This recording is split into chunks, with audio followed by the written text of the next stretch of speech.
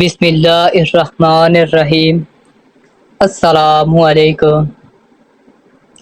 حضرت ابراہیم علیہ السلام کے پوتے اور حضرت اسحاق علیہ السلام کے بیٹے حضرت یعقوب علیہ السلام کا عبرانی لقب اسرائیل تھا، اس لیے ان کی اولاد بنی اسرائیل کہلائی۔ حضرت یعقوب علیہ السلام کے 12 بیٹے تھے، اس لیے شروع سے بنی اسرائیل 12 قبیلوں میں بٹ گئے۔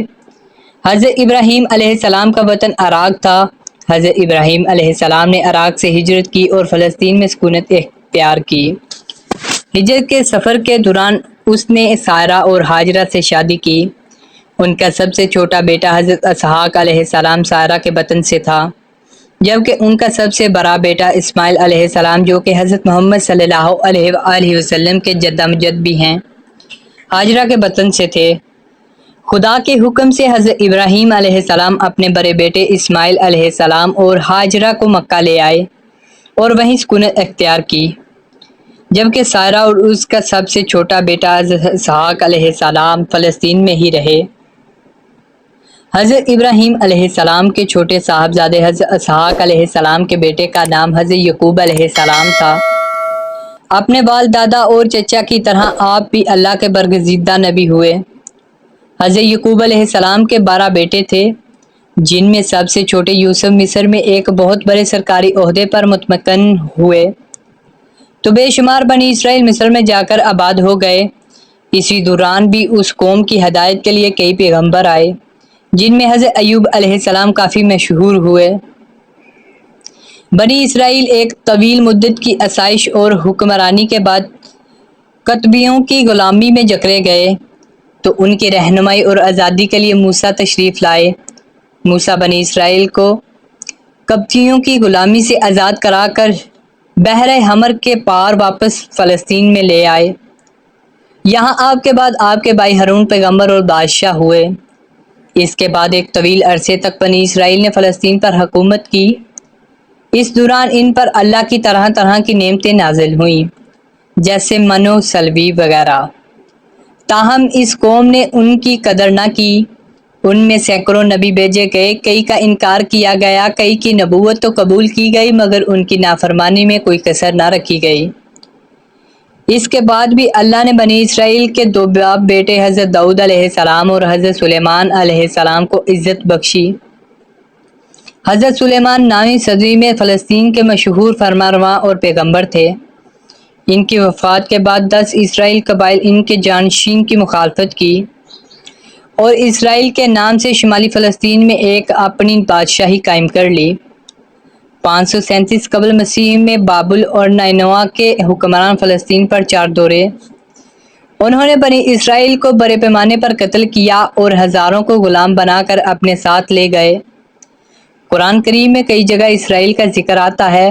ایک سورت کا نام ہی سورۃ بنی اسرائیل ہے۔ یہ قوم اگرچہ بڑی دولت مند تھی، مگر دنیا کے مختلف ممالک میں منتشر ہے۔ 1917 میں برطانیہ نے ان سے وعدہ کیا کہ فلسطین میں ان کی آزاد حکومت قائم کر دی جائے گی، لیکن اسرائیلیوں نے وفائے عہد سے پہلے ہی علاقوں میں بسنے والے فلسطینیوں پر بے اندازہ مظالمانہ طور پر انہیں اپنے اپنے علاقوں سے گڈر ڈالا اور اپنے طور پر آزادی کا اعلان کر دیا، جس سے غیر منصفانہ طور پر اول زور ہی سے اسرائیل کی پشت پناہی کرنے والی طاقتیں امریکہ، برطانیہ، روس وغیرہ نے تسلیم کر لیا، اور آج تک تقسیم فلسطین کی قراردادیں دنیا بھر کا منہ چر رہی ہیں اور غصائب اسرائیل حکومت قائم ہے۔ اللہ کی نافرمان قوم کے حصے میں ہمیشہ بربادی آتی آئی ہے اور وہ نشان عبرت بن جاتے ہیں۔ جس طرح بنی اسرائیل نے اپنی طویل تاریخ میں اللہ تعالیٰ کی ہمیشہ نافرمانی کی، سوائے چند لوگوں کے جنہوں نے دین حق کو دل سے قبول کیا، جبکہ بہت سے انبیاء علیہ السلام ان کی ہدایت کے لیے بھیجے گئے، لیکن انہوں نے اللہ کے پیغام کو ہنسی مذاق میں ٹال دیا اور ان نبیوں پر زیادتی کر کے اپنے آپ کو ہلاکت میں ڈال دیا۔ ان کے اس ظالمانہ رویوں سے منتبہ کرنے کے لیے باری تعالیٰ نے انہیں بار بار عذاب میں مبتلا کیا۔ وہ وقتی طور پر تائب ہو جاتے اور پھر اس راہ پر چلنے لگتے۔ حضرت موسیٰ علیہ السلام اور دوسرے انبیاء کرام کی ہدایت پر انہوں نے دھیان نہیں دیا اور اس بات سے بھی غافل رہے کہ ان کی مذہبی کتاب جو کہ آسمان سے نازل ہوئی ہے اس کا نام توریت ہے۔ ایسے ہی حال یروشلم کے فرما رواؤں کا تھا۔ یہودیوں کی کتابوں میں اللہ تعالیٰ نے 2 بڑے عذابوں کا ذکر کیا ہے جس میں ان کی ہر چیز برباد کر دی گئی، اور وہ لاکھوں کی تعداد میں قتل ہوئے تھے، لیکن انہوں نے گمراہی کا راستہ اختیار کر لیا اور اپنی مذہبی کتابوں کو پڑھنے کی ضرورت محسوس نہ کی۔ جس طرح آج ہم مسلمانوں کا حال ہے، دنیا کے بے شمار علوم پڑھنے اور اس میں ترقی کرنے کے لیے کوشش کی جاتی ہے، لیکن سب سے بڑی کتاب کو کھولنے کی زحمت گوارا کرنا گویا مشکل ترین کام سمجھا جاتا ہے، جبکہ ہمارے سامنے مثالیں موجود ہیں کہ اللہ دین دنیا دونوں مقامات پر انسان کے کیے کا بدلہ لٹاتا ہے۔ اللہ تعالیٰ نے بنی اسرائیل میں سب سے زیادہ نبی مبعوث فرمائے، ان پر اپنی رحمتیں اور نعمتیں بھی نازل فرماتا رہا، لیکن یہ وہ ناشکری قوم ہے کہ جو بار بار نافرمانیاں کرتی رہی اور شرک میں مبتلا ہو کر انبیاء کرام پر ظلم و ستم ڈالتی رہی، یہاں تک کہ انہیں شہید کرنے سے بھی دریغ نہیں کیا۔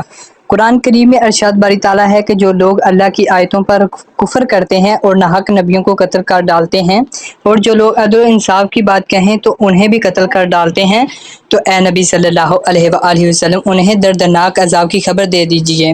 روح المعانی میں باروایت ابن حاکم اس آیت کی تفسیر خود حضور صلی اللہ علیہ وآلہ وسلم سے مروی ہے کہ بنی اسرائیل نے ایک وقت میں 43 نبیوں کو قتل کر ڈالا۔ جب ان کو سمجھانے کے لیے 100 بزرگ کھڑے ہوئے تو ان کا بھی کام تمام کر دیا۔